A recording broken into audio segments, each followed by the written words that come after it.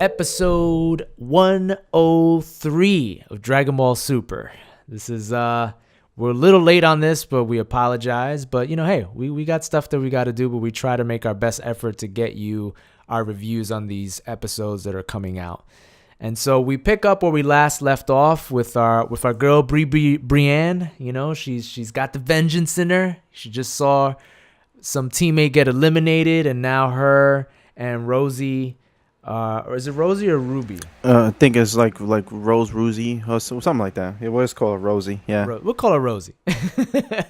They start fighting. So now the fighting with that was the first fight was what was it? It was 17 versus Brienne and Goku fighting Rosie. So let's start off with what do you want to start off with? I say Goku versus Rosie because I thought that was an interesting fight because Goku's like he's actually looks like she's kind of giving him somewhat of a fight even though he's not going all out. She has an interesting attack. It's very fast. It keeps he's speeding up as time goes on, and eventually it's supposed to get to the point where it's undodgeable and stuff.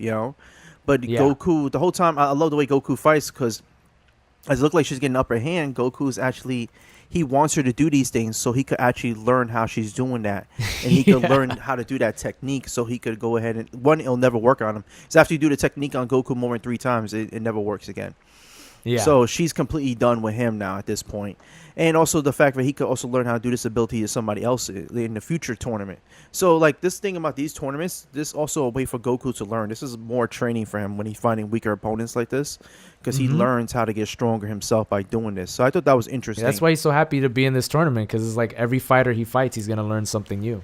Yeah, I mean, this is just what he does and stuff. So it just shows you, how she was never really in the fight with him from the beginning. I mean, she's not on God level. You're not going to beat Goku. But she's definitely powerful. Yet again, another powerful person in this where if she's not fighting a god, she's definitely, was one of the people who was favored to win this. And Brienne fighting number 17 was kind of another thing where 17 was just, too overwhelmingly powerful for her, and he's too much of a strategist and tactician to really, lose an advantage over someone like her and stuff, who's also fighting very an emotional fight because he's a guy ruining the pose. He's a guy eliminating 2 of her teammates, and now he wants to eliminate them and stuff. So I thought that was also an interesting fight. She's fighting with the power of love, of love and vengeance. It was a funny fight. Yeah, I mean, it also wasn't getting them too far because once towards the end, they actually Goku and 17 actually gave them the option to just fucking ringing out because they're like, you're not winning this fight. Yeah, that's right. But we're gonna try to be nice about this. But the interesting thing was, once again, I called my shot, and I'm gonna bring this up. The Yardrak came out. The Yardrak, because it's like the God Destruction has said for their universe. He says, but every maiden has knights, and you see the Yardrak come out, uses teleport technique that Goku knows. In fact, the Yardrak taught him. And I said this, I'm like, listen, they highlighted him in the beginning of this. Before the actual tournament happened, Goku and Vegeta had made mention. Vegeta said, that's a Yardrak there. And Goku said, yeah, this is going to be interesting. He's going to be bringing techniques with him and stuff. So I knew he was going to play more of a factor. And I was glad to see him there in the previous episode because, they had showed him. I was glad number 18 didn't eliminate him because it would make no sense. Because I feel like now he's going to have a bigger role to play. I think he's even going to have a bigger role to play than Brienne. I'll be honest with you. I think an epic fight is going to happen between him and somebody, and I'm kind of going to call it my shot on this. I think this is going to be Tien's moment. I think it's going to be Tien versus him, or maybe possibly Goku versus the Yardrak, because once again, Goku likes learning techniques, and he kind of already started fighting him, so I think he kind of called his shot. This is an opponent I want to fight so I could learn from, or maybe it might be Tien versus him, and maybe he's the guy who eliminates Tien. Maybe this is it. Tien goes technique for technique because, mind you, most of the techniques that Goku and all them learned was from Tien. Like the solar flare, the Destructo disc, and all that. Tien taught them all these techniques, so it'll be interesting to see how Yardrak fighting Tien going technique. That's just kind of something like my own theory, or at least something I would do and stuff in the series. I would have those matchups happen. Yeah, I think you're definitely right. It's interesting that they keep introducing this Yardrak little by little, and the fact that he saved them is definitely there's something going on with that character that we have yet to see. So most of the universe is still in his tournament, so I think all those characters are going to play a big part in interesting. They're very interesting universe they have going on. Yeah, we have to wait and see. But definitely there was a universe that was on the line in this episode, and there was the Universe 10. They only had 2 people left. 2 people left, but the fight that happened before that was with Gohan and Batomo, which I thought was an interesting fight because you seen Batomo fight Goku in the Universe 6 tournament, and he has an interesting kind of build to himself where he's very like invulnerable. Well, at least Super Saiyan forms and stuff. Super Saiyan God levels. I'm sure he'll get fucking one shotted with. But the fact that his body's very impervious to pain, you see him fighting Vegeta the same way. Vegeta had to have like an interesting strategy how to fight him like that, where he had to tie up his arms and ring him out that way. But I like how Gohan went about it because he couldn't go use a strategy his father used against him. He couldn't use a strategy that Vegeta used against him. Because this character would have been too smart to fall for that twice. So he had to kind of come up with his own strategy, make it look like I'm trying to hit you to the body. It's not affecting. You think I'm wearing out and stuff, but all reality, I'm setting you up for the 1-2 and stuff. And next, you see him start levitating his ass off the ground with fucking uppercuts. I mean, I loved it because they're showing that he's evolving as a fighter. I mean, he's smart, because Krillin. I think that's where he learned it from. Krillin, I think he learned it from his daddy, his surrogate daddy, Piccolo. Piccolo definitely did teach him stuff. And mind you, Piccolo fought in that tournament too. So, when he's learning about people, he's learning, Gohan, you're going to face this guy, and this is what happened. Because Gohan wasn't there during the Universe 6 tournament, so he has no clue what a time skip looks like happening. Or what this guy looks like or this guy. But Piccolo was there. I get the sense that Piccolo taught him because even Piccolo kind of gave him that smile. Is like, you know what to do, right? And he's like, yeah. He's like, you know what to look out for. So I feel like Piccolo was kind of talking to him about it beforehand and was like, look, if you're going to do something, do it this way. And so Gohan, being the kind of the son, really, of learning more from Piccolo. And you're right, and from Krillin. But I feel like they must have talked about it beforehand to be like, look, this is how you're going to defeat this guy. Yeah, I mean, Krillin taught him how to think outside the box, like even for opponents who are weaker than you, to be careful with them, and how to be stronger opponents than what you are. He kind of taught him how to do that, but Piccolo, he's a strategist, and Piccolo must have gave information on all those clowns. Those 5, him, Kaba, fucking, Vegeta, and fucking Hit, and Frost. I'm sure he gave information on all of them, because Piccolo's seen them fight, and Piccolo knows how to beat them all too, probably. With the exception maybe Hit, but that was but it was definitely an interesting one. But the main event though was interesting because you had the tag team, Gohan, Piccolo versus Obini and Rubo and stuff doing their thing and stuff, and I thought it was an interesting fight because one, you see from the beginning how powerful those two are. Those are clearly the 2 most powerful people from Universe 10, no doubt. And it's similar to what happened with the previous universe where I got eliminated with the 3 brothers who were the strongest from them. These are the 2 strongest from that universe, and really they're the only really strong ones from that universe that stands a chance of doing anything in this tournament. I mean, they were so strong that the guy U-Boat actually fucking cracks Piccolo in the face and fucking actually rocks him back for a little bit. I mean, it was pretty much after that it was all the Piccolo show, and Piccolo I felt like relatively beat him kind of, I wouldn't say easy. You know what I'm saying? But he did beat him where it was definitely a sound defeat for him and stuff by Piccolo. Yeah. And this is not the challenge that Piccolo needs and stuff, but it was definitely a strong opponent nonetheless. And I was impressed by the fact they had someone like that from that universe.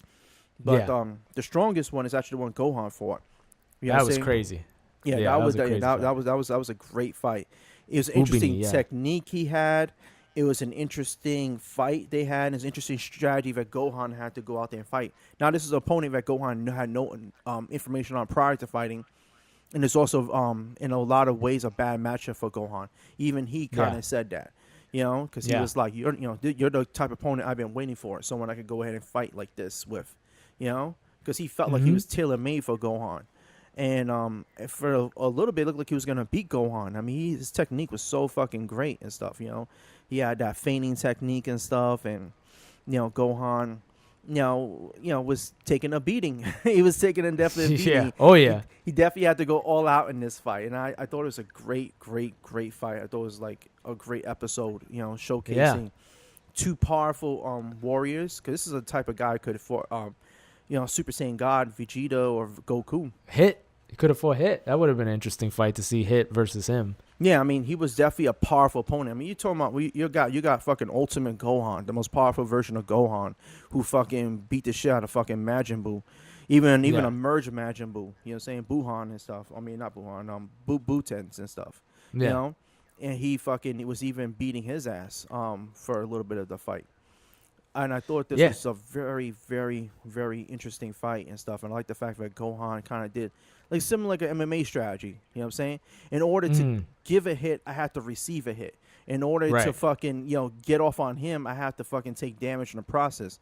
So I kind of Right. like that. Whereas like Gohan knows he's not gonna get knocked out in the portion because he knows the punch is coming. He says, "Well, I'm gonna Right. take the punch, and because I know the punch is coming, it's not gonna be the punch I don't see if it's gonna knock me out. No, it's actually gonna be, it's actually the opposite because I know it's gonna come. I'm anticipating it coming. But what you're not anticipating is when I'm gonna connect off of you on mine. So I Counter, like yeah. that. And it was an interesting strategy to have, and really someone like Gohan would have that strategy. It takes a very smart fighter to do this because I don't know too many fighters who would be able to beat a character like this. Yeah, even visually, it looked great to see kind of that, him splitting into these different wavelengths or energy, whatever you want to call it, and having him, fighting Gohan like that and seeing Gohan power up. It was it was also a cool animation for the fight. Yeah, I mean, also got you excited for like future fights with Gohan because you're like, after that, I want to see him Gohan see how he can handle hits time skip. Because this guy had an ability similar to that. Similar. It was very similar. This is a character that might have, gave Vegeta a really big beatdown, you know what I'm saying, in their fight. Mm-hmm. Like, this is a character that I wouldn't have mind him seeing actually him fight hit also, if that would have happened. There was a lot of interesting matchups with that character. And the fact that Gohan beat him, I want to see those matchups happen with Gohan versus these characters like Hit.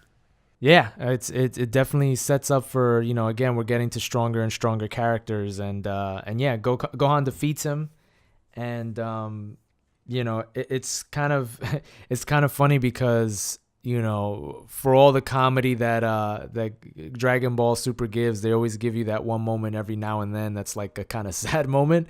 And it was the moment where Universe 10 gets eliminated, and then Gohan sees that the pocket watch or the little locket that he had, on the floor, and it was like him and his wife and kid, and he was like, "Oh man, I just got rid of somebody who had a wife and kid." But it's gonna be interesting moving forward because you could see right after that he shook it off. Like he's like, "Okay, I get it. I'm in a tournament. Stuff like this is gonna happen. So I'm just gonna keep going." Well, so with Piccolo's like guidance, Piccolo gave him the guidance, and of course, Piccolo's guidance. And again, that's why I always call him the surrogate father, because it's like he's always there at the right moment. He knows what to say.